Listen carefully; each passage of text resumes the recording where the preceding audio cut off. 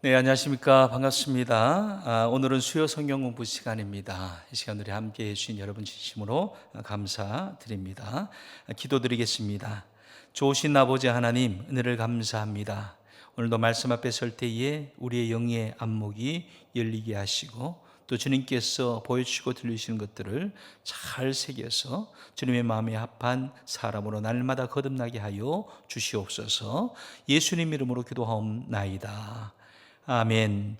나는 전능하신 아버지 하나님 천지의 창조주를 믿습니다. 나는 그의 유일하신 아들 우리 주 예수 그리스도를 믿습니다.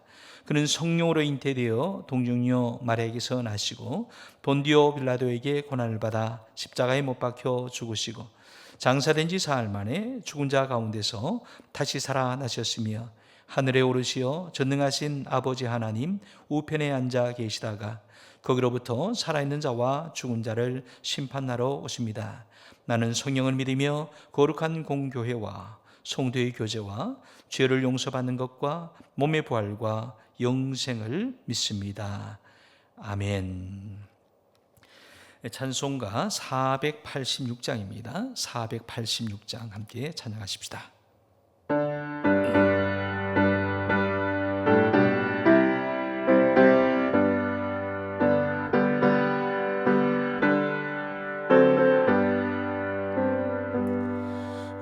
세상에 근심된 일이 많고 참 평안을 몰랐구나. 내 주 예수 날 오라 부르시니 곧 평안이 쉬리로다. 주 예수의 참 기쁘고 즐겁구나.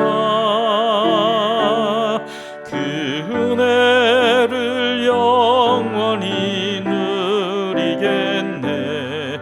곧 평안히 쉬리로다. 이 세상에 공고한 일이 많고 참 쉬는 날 없었구나. 내 주 예수 날 사랑하시오니 곧 평안히 쉬리로다. 주 예수의 구원의 은혜로다. 참 기쁘고 즐겁구나. 그 은혜를 영원히 누리겠네. 곧 평안히 쉬리로다. 이 세상에 죄악된 일이 많고 참 죽을 일 쌓였구나. 내 주 예수 날 건져 주시오니 곧 평안히 쉬리로다. 주 예수의 구원의 은혜로 참 기쁘고 즐겁구나. 그 은혜를 영원히 누리겠네. 곧 평안히 쉬리로다.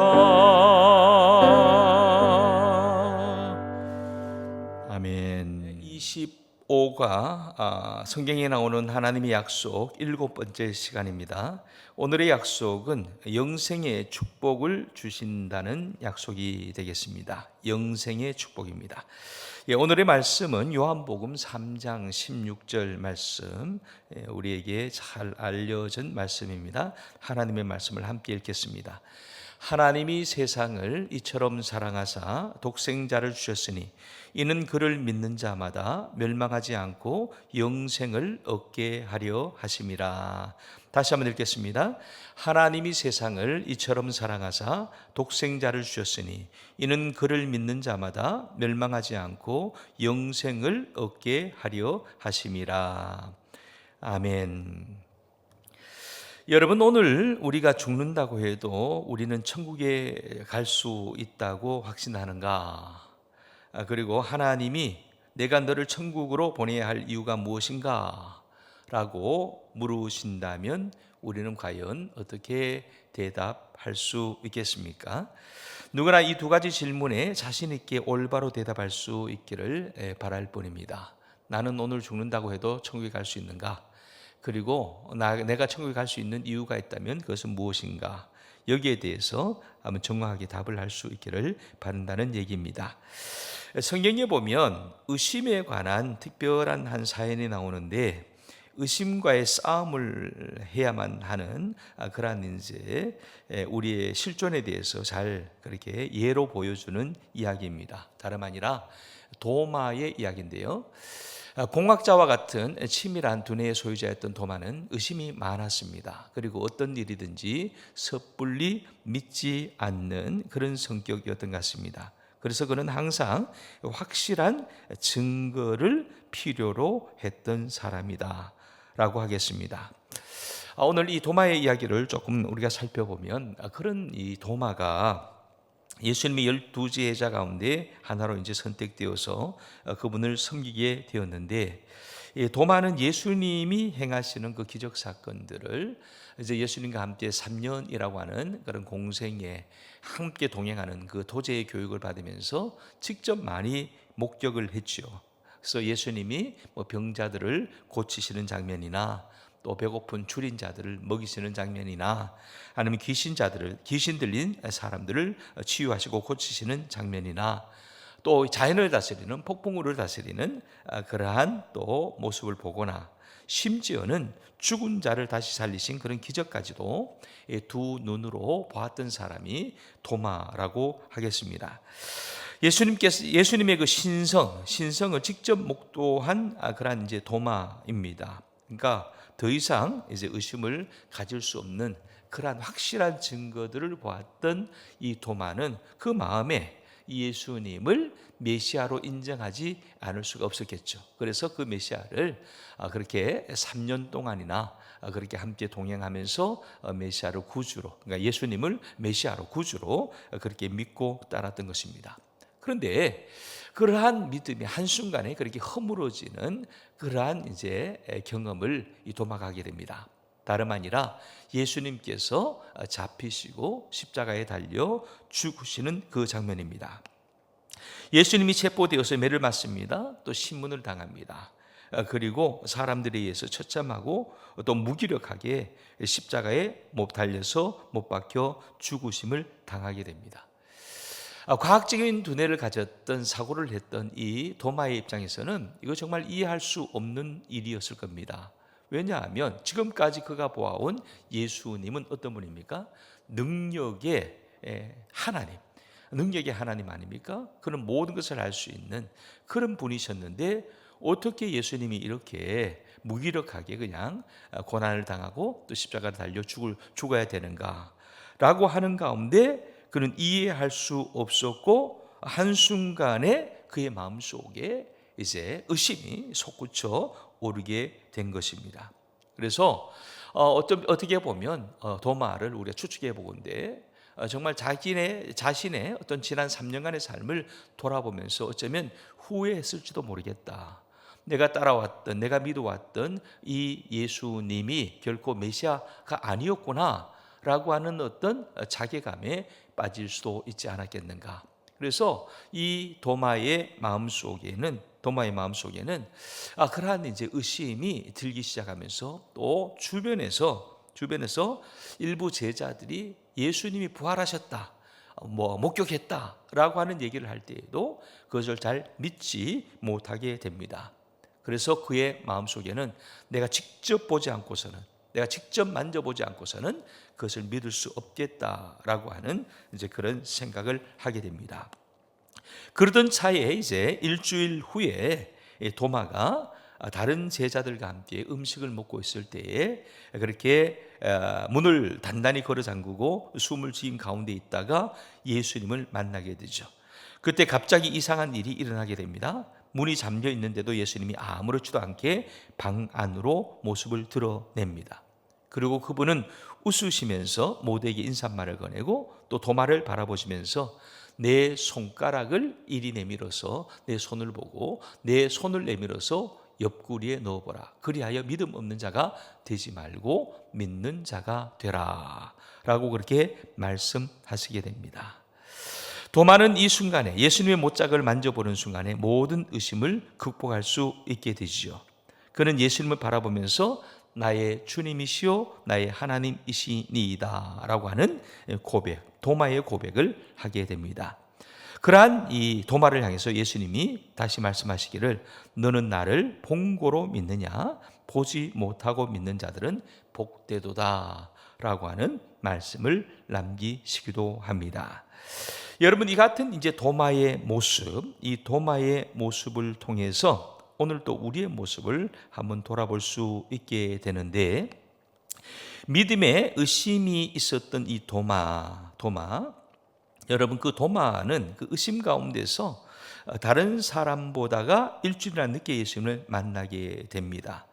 그리고 그러한 이제 이 예수님을 만나고 난 다음에 다시 그 믿음을 회복하게 되는데, 그러면 우리가 한번 생각해 볼 필요가 있겠죠. 왜 이 도마는 그렇게 이제 의심을 했을까라고 했을 때에 우리가 먼저 생각해야 될 것은 이 도마는 자기 수준에서 자기 기준에서 예수님을 보았고 믿음의 세계를 보았기 때문이다 라고 하는 겁니다.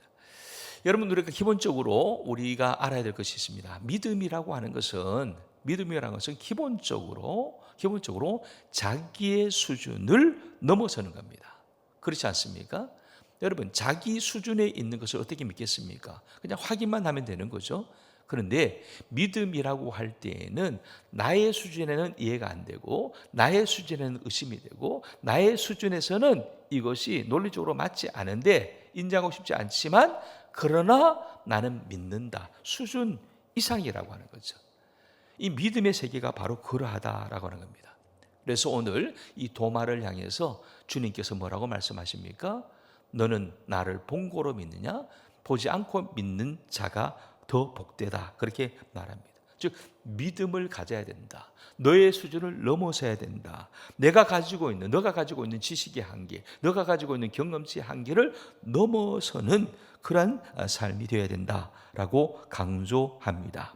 그래서 오늘 믿음을 강조할 때에 우리에게 허락하시는 하나님의 축복이 뭐가 있느냐? 여러분, 우리가 이해되지 않고 우리가 인간적으로 계산할 수 없는 세계를 약속을 하고 계신데, 그것은 다름 아니라 영생이라고 하는 약속을 합니다. 영원한 생명이라고 하는 약속을 하는데 이것을 우리가 믿어야 된다라고 하는 것입니다. 그래서 오늘 성경이 우리에게 주는 또 하나의 약속이 뭐냐? 영생의 축복입니다. 그래서 첫째로 영생은 영원한 생명이라고 하겠는데, 여러분 이 같은 영원한 생명에 대한 것은 우리 인간이 가진 가장 큰 소망이라고 하겠습니다. 이것은 동서고금을 망라하는 것입니다. 그리고 모든 문화권 속에서 모든 사람이 모든 사람이 동일하게 바라고 소망하는 것은 생명력, 보다 긴 생명력, 아니 영원한 생명력이라고 하는 것입니다. 인간의 가장 큰 필요, 영원한 생명입니다. 그래서 아무리 많은 세월이 흐른다 해도 인생에서 가장 큰 문제가 바로 이 같은 영원한 생명에 대한 것이었습니다. 그래서 영원한 생명을 얻었느냐 얻지 못했느냐라고 하는 것이 인류의 숙제였다라고 하는 거죠. 그리고 소망이었다라고 하는 겁니다. 이것은 종교에 관계없이, 문화에 관계없이, 역사에 관계없이, 지역에 관계없이 모든 인류에게 동일하게 있는 공통점이라고 하겠습니다. 그래서 영원한 생명은 인간의 가장 큰 소망인데 성경에는 뭐라고 말하냐?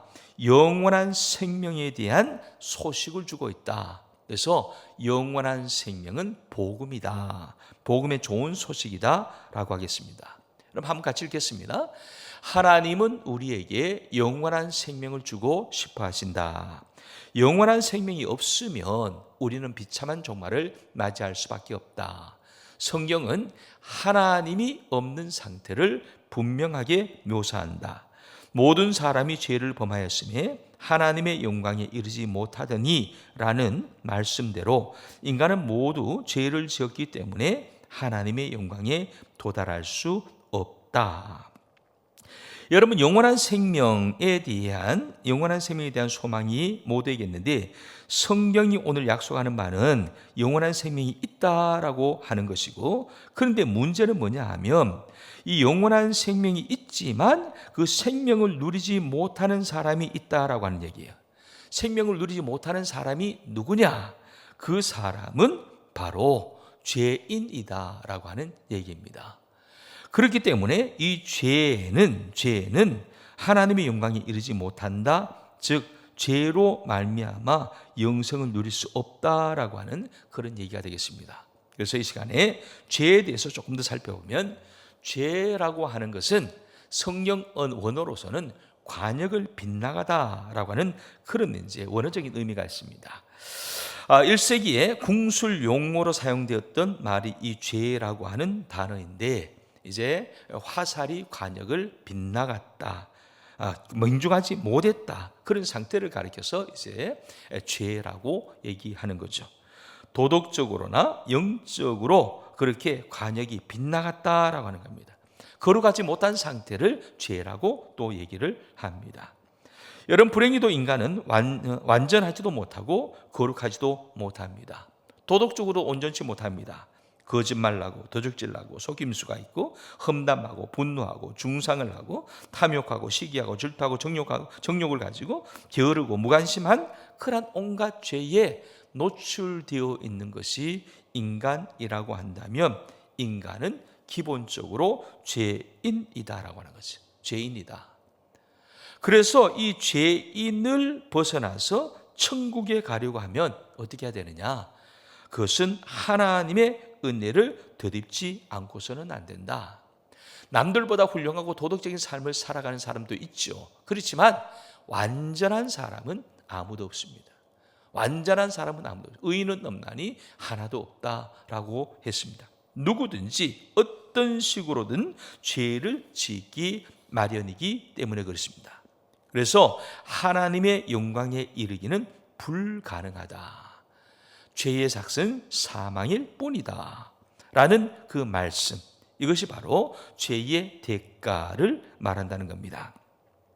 여러분, 죄의 대가는 사망입니다. 성경이 말하는 이 사망이 있는데, 여러분, 오늘 이 사망에 대해서도 좀 우리가 생각해 볼 필요가 있는 것은, 이 사망이라고 말할 때 단순히 육체적인 죽음, 사망만을 말하냐? 그렇지 않다는 겁니다. 여러분, 모든 분리가 사망이다.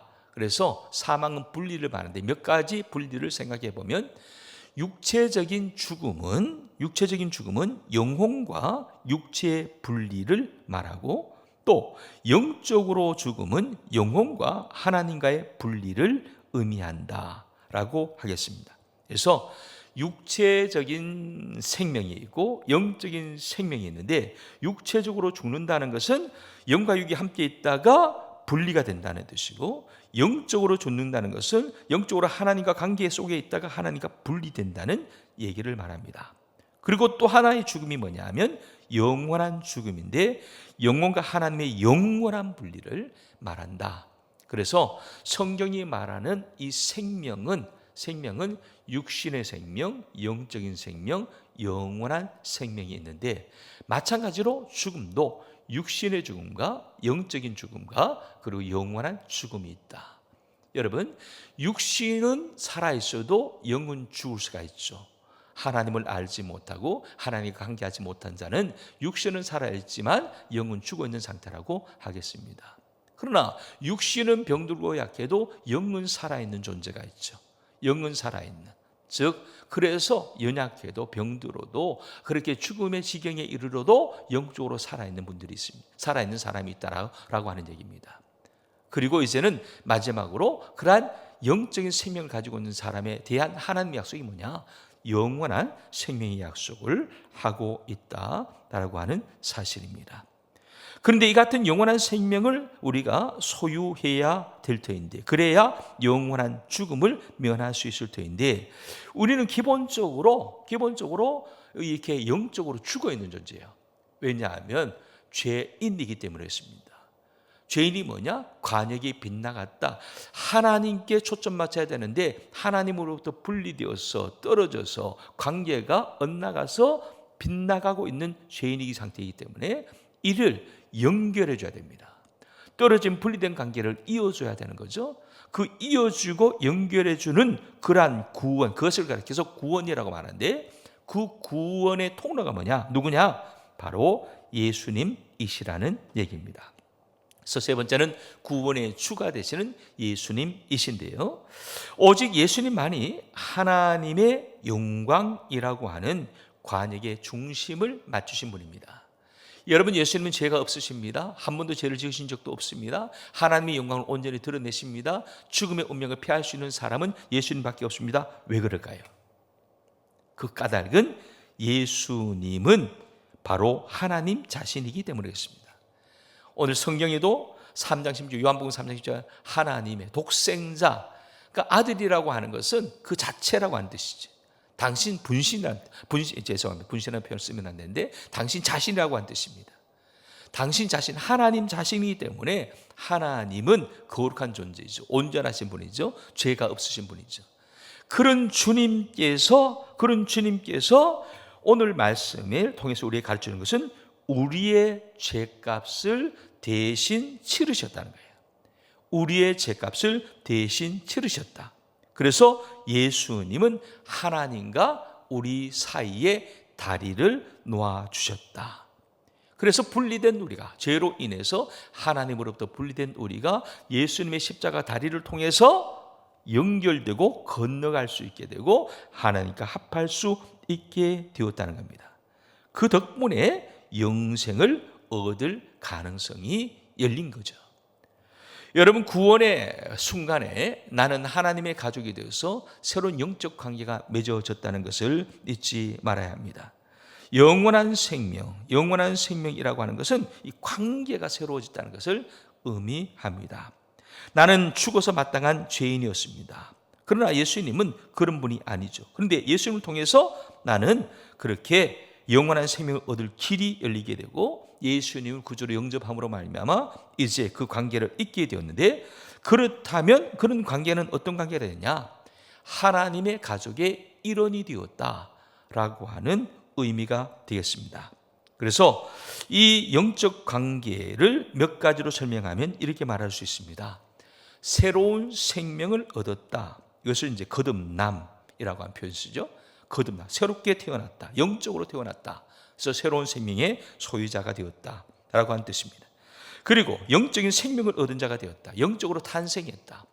이전에는 육신으로만 살았지만 이제 하나님과 합함으로 말미암아 영적인 관계가 이루어졌다라고 하는 의미입니다. 그리고 이제 새로운 관계가 열리는데 이제는 죄로 인해서 단절되었던 관계가 다시 태어나서 하나님의 가족으로서 함께 연합하는 관계가 이루어졌다. 그래서 우리는 하나님을 아버지로 부를 수 있는 그런 자격이 주어졌다. 아바, 아버지. 예수님께서 그렇게 부르셨던 우리 또한 아바 아버지라고 부를 수 있게 되었다. 여러분, 이전까지는 하나님은 재판관이었습니다.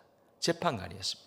그래서 하나님은 모든 것을 심판하시는 공의로운 판단자이셨습니다. 그래서 하나님 앞에서 죄는 벌을 받고, 그죠? 의인은 그렇게 상급을 받게 되어 있죠. 그것이 이제 우리와의 관계였습니다. 그러나 이제는 어떤 관계냐? 그러한 재판관과 재판관 앞에 선 사람의 관계가 아니라 가족의 일원이 되었다. 아버지와 아들의 관계가 되었다. 여러분, 아버지와 아들에게, 아버지의 관계는 단순한 재판관이 아닙니다. 물론 아버지로서 아들이 잘못했을 때 꾸짖기는 하지만 기본적으로 어떤 관계냐? 사랑의 관계입니다. 용서해 주시는 아버지죠. 용납해 주시는 아버지죠. 언제라도 포기하지 않고 품어주시는 아버지라고 하겠습니다. 그래서 새로운 생명의 관계가 이루어졌고 영적인 생명을 얻게 되었고 그러한 새로운 가족으로서의 관계가 이루어졌는데 이 모든 것이 무엇으로부터 시작되느냐? 믿음으로 시작된다라고 하는 것입니다. 여러분, 그렇습니다. 믿음으로 시작됩니다. 그래서 영원한 생명의 조건을 한 가지 얘기한다면 그리스도를 믿는 믿음이다라고 하는 겁니다. 여러분, 오늘 우리는 이것을 깊이 새겨야 될 것인데 첫 번째는 뭐냐? 구원의 주를 알아야 됩니다. 구원의 주를 알아야 돼요. 누구죠? 예수님. 예수님에 대한 사실을 알아야 됩니다. 그런데 그것만으로는 부족합니다. 예수님에 관한 사실만을 알 뿐, 믿을 뿐 영원한 생명을 얻지 못한 사람들도 적지 않습니다. 무슨 얘기일까요? 여러분, 예수님이 존재한다라고 하는 것을 아는 사람들이 또 아는 존재들이 있습니다. 누구까지 아느냐? 야고보의 말을 빌어서 보면 귀신들도 알아본다 그랬어요. 귀신들도 예수님을 믿고 두려워합니다. 그렇지만 귀신은 구원받지 못하죠. 영생을 얻지 못하죠. 왜 그럴까요? 예수님을 영접하지 않았기 때문입니다.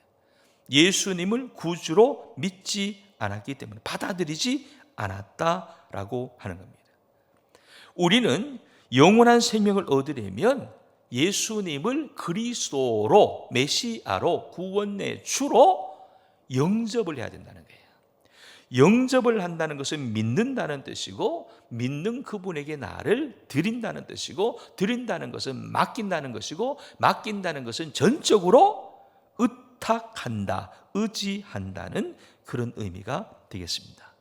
그래서 영원한 생명은 하나님께서 우리에게 허락하신 축복의 약속인데 그 축복의 약속을 내 것으로 삼기 위해서는 필요한 것이 뭐냐 하면 우리가 그 예수님을 영원한 생명으로 인도하시는 그 길을 열어주시는 다리가 되어주시는 통로가 되어주시는 예수님을 믿고 의지해야 한다.